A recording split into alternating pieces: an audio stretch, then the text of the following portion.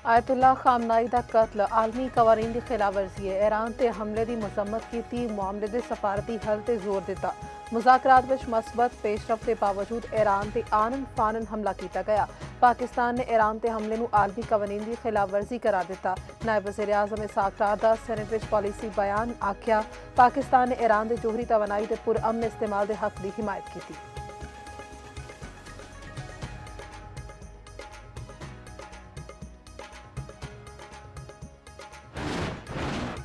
Iran के खलीजी मुल्कों में अमरीकी अहदाफ ते हमले। सऊदी दारुल हुकूमत रियाद में अमरीकी सिफारत खाने ते ड्रोन हमला।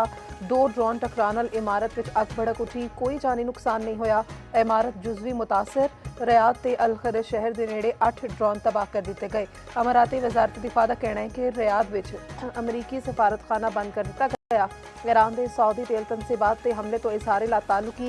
ईरानी नायब वज़ीर खारजा माजिद तख्त रवांची का अमरीकी टीवी नूं इंटरव्यू आख्या सऊदी अरब की तेल तनसीबात ते हमला ईरान ने नहीं किया।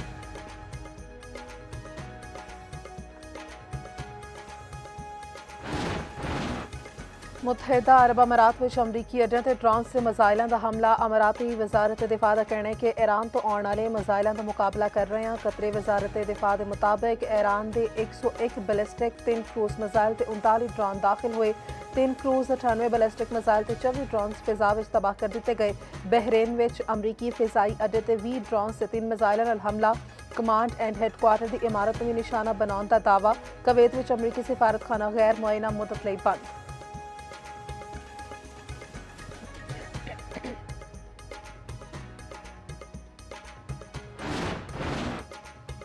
ट्रंप ने ईरान से वड्डे हमलों का ऐलान कर दिता। आख्या रियाद में अमरीकी सिफारत खाने से हमले का रद्द-ए-अमल छेती दिखाई देगा। रद्द-ए-अमल में अमरीकी फौजी की हलाकत का भी बदला शामिल होएगा। अमरीकी वज़ीर खारजा मार्को रूबियो का कहना है कि ईरान से सख्त हमले होना हाले बाकी ने। ईरान से पेशगी हमला ना करते तो साड़ा नुकसान बहुत वध हुंदा। अमरीकी नायब सदर जेडी वेंस ने आख्या किसी इंच तनाज़े में दाखिल नहीं होवांगे जिहड़ा सालों तक जारी रहे।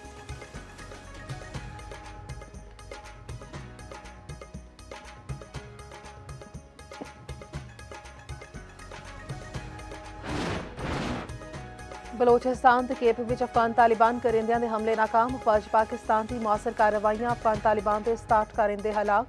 वज़ीर इत्तलात व नशरियात अदालत आरड़ दा ऑपरेशन गज़ब अल हक ताज़ा तरीन बयान आख्या अफगान तालिबान के कला सैफुल्ला नौशकी ते चमन इस्लाम 16 थावां ते ज़मीनी हमले किए। 5 थावां ते पाक अफवाज के खिलाफ फायर रेड की कार्रवाइयां की गईयां। सारियां थावां ते हमलियां नूं मौसर तौर पर पसपा किया गया। अफगान तालिबान के 27 कारिंदे हलाक ते मुतादिद जख्मी हुए। FC बलोचिस्तान नॉर्थ का 1 जवान शहीद ते 5 जख्मी। खैबर पख्तूनख्वा में रात भर जारी कार्रवाइयों में अफगान तालिबान के 40 कायदे हलाक।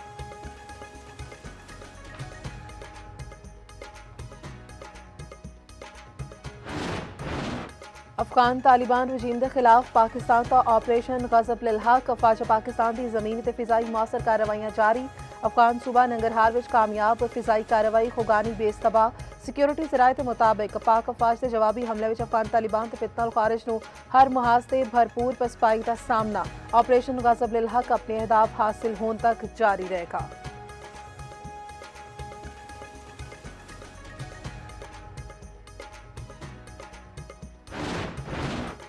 वज़ीर आज़म ने आलमी सूरत हाल से अहम इजलास कल तलब कर लिया। वज़ीर कानून आज़म नज़ीर तारड़ का कहना है कि पार्लिमानी रहनुमाओं का इजलास कल 11 बजे इन कैमरा होएगा। वज़ीर आज़म पार्लिमानी रहनुमाओं को आलमी सूरत हाल से ब्रीफिंग देंगे।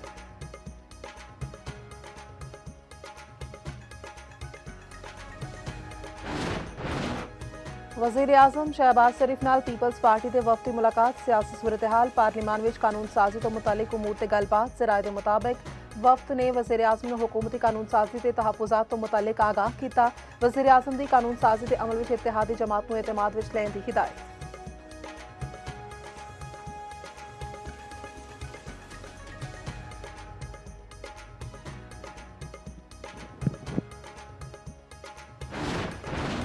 सियालकोट स्टालियंस का ना तब्दील मुल्तान सुल्तान्स रख दिता गया। सियालकोट स्टालियंस की ऑनरशिप तब्दील होंदे ही टीम वैल्यू अप 1 अरब 85 करोड़ विच फरोख्त होने वाली टीम 2 अरब की हो गई।